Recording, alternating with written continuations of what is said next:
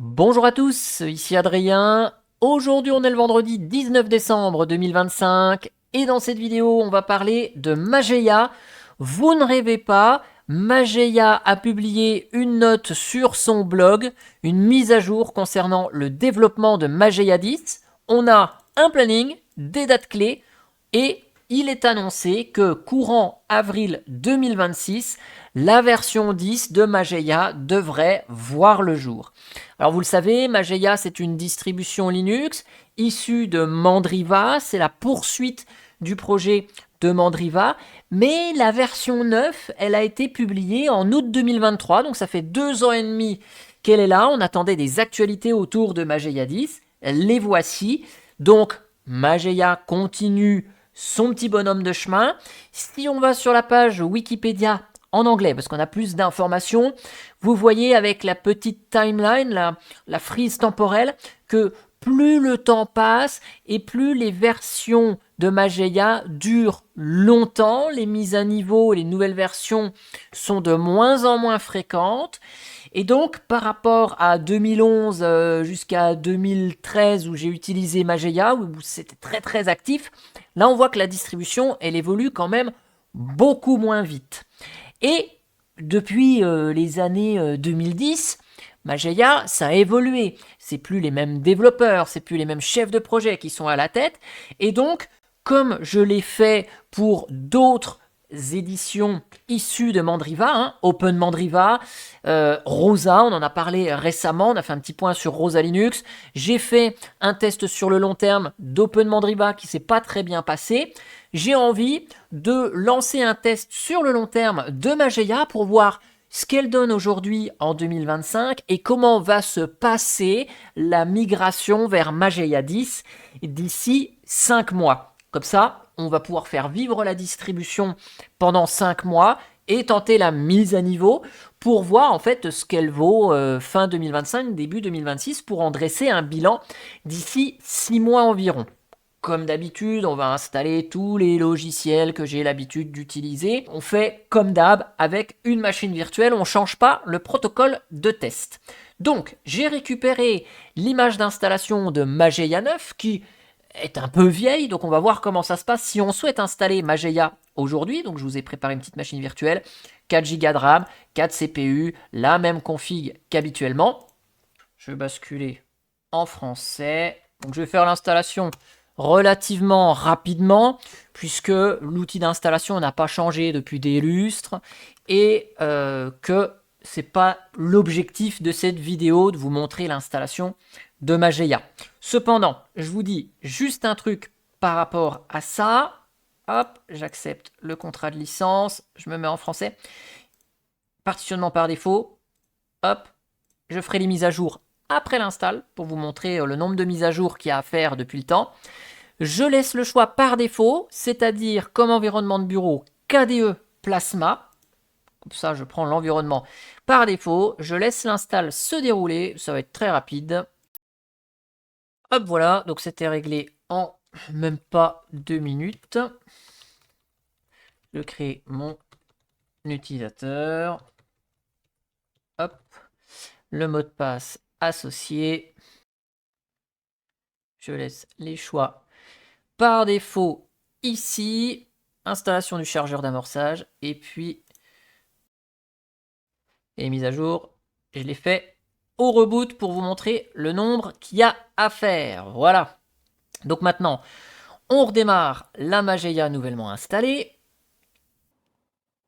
Donc là, pour info, ça fait 3 minutes 34 que j'ai commencé l'enregistrement au moment où j'ai démarré la machine virtuelle. Donc en 3 minutes 30, on a pu booter sur le live, faire l'installation. C'était relativement rapide. Donc là, je me connecte. On n'a pas de Wayland, par défaut, on n'a que X11 pour KDE Plasma. Voilà. Je vais vous mettre une résolution d'écran qui va bien, 1920 par 1080. Donc vous voyez, même si Mageia, c'est vieillot, c'est tout ça, ça a le mérite de fonctionner et d'être plutôt réactif. Donc au niveau des dépôts logiciels, là, je vais activer les dépôts tainted. Voilà. Donc je vais mettre à jour le système. Oui. On a quelques petites mises à jour ici qui sont nécessaires avant de procéder à la mise à jour complète de notre Mageia. Voilà. Et donc ici, on a tout ça comme mise à jour depuis la sortie de la Mageia 9, ce qui représente un total de, suspense, 966 paquets à mettre à jour. Donc c'est parti pour l'install. On se reprend une fois que les mises à jour sont installées, et puis après on redémarrera, et puis j'installerai les logiciels que j'ai l'habitude d'utiliser pour pouvoir enfin lancer sur le long terme ce test de Mageia. Voilà, donc en l'espace de 3-4 minutes, c'est réglé. Donc on va redémarrer le système. Donc hop, on démarre, noyau 6.6. Il a évolué un petit peu le noyau. Et donc on voit que après leur démarrage, ça fonctionne toujours aussi bien. Malgré le nombre important de mises à jour. Donc dans les applications, je vais installer les codecs audio avec le paquet générique Task Codec que j'avais fait à l'époque, qui permet d'installer tous les codecs d'un coup. Pareil avec le Task Codec vidéo. Ça c'est bon. Ensuite, je vous montre juste que tout est traduit parfaitement en français, hein, téléchargement, musique, modèle, là c'est nickel. Si je vous lance LibreOffice par exemple, c'est traduit en français, il n'y a rien à dire. Donc ça, de ce côté-là, Mageia est quand même irréprochable. Firefox, vous voyez, c'est en français, nickel. Donc j'ai franchement rien à dire. Je laisse Firefox de côté. Ici, dans le centre de contrôle, installer les applis que j'utilise. Audacity. Hop. Donc là, ouais, faites bien gaffe. Hein, prenez bien le 64 bits, hein, pas le 32 bits. J'ai activé les dépôts 32 bits pour Steam. Récupérer, vous voyez, tout plein de paquets 32 bits. Hein, donc il faut à tout prix que ces dépôts soient actifs. Telegram, pas si on l'a. Si on a un paquet get Telegram. Ok. Discord, est-ce qu'on l'a? Non. Vivaldi, je pense pas. Et Google Chrome, non plus. J'ai vu qu'il y avait VLC, donc moi je vais le retirer parce que ça m'intéresse pas du tout. Oui. En attendant, je vais aller récupérer Google Chrome. Ça c'est vraiment pour vous montrer qu'avec des logiciels installés manuellement sous forme de RPM, ça vit sans souci. Je vais récupérer Google Chrome. Je vais récupérer le navigateur web Vivaldi. Ok, donc en RPM. Hop. Google Chrome, pareil en RPM. Et puis on va mettre en place Flatpak avec FlatHub. Voilà, FlatHub Setup. Tac, et donc Flatpak il est déjà installé. Donc ça, il n'y a pas de souci. Par contre, on aura besoin d'initialiser le dépôt FlatHub. Parce que si je vous lance une console, vous voyez, ça répond quand même au doigt et à l'œil. Épinglé. Si je vous fais ça, par exemple, je vous fais un Flatpak install songrec, par exemple, vous voyez, il vous dit que il peut pas trouver quoi que ce soit. Donc là, on met en place FlatHub. Cette fois-ci, yeah, on peut installer songrec. Je vais installer aussi Discord, puisqu'il n'était pas dans les dépôts. Et puis, j'ai oublié OBS. S'il en manque quelques-unes, c'est pas très très grave. Et puis, je vais installer aussi 2-3 petits outils en ligne de commande. URPMI, MP3 gain, Vorbis gain. Bon, c'est juste pour le fun. Hashtop, Nmon, Glances, Btop. Voilà. Comme ça, c'est 2-3 utilitaires en ligne de commande. On pourra voir qui fonctionne aussi. on va aller installer les fichiers RPM que j'ai récupérés à la main. Donc vous voyez, on double-clique dessus, ça marche. Vous voyez, par rapport à du Ubuntu, où à un moment donné, le double-clic sur des debs qu'on récupérait, on ne pouvait pas les installer. Bon, vous voyez, tout ça avec Mageia, ça fonctionne sans souci, quoi. Donc, il y a quand même des bons points avec Mageia, même si on en parle pas spécialement souvent. Hop.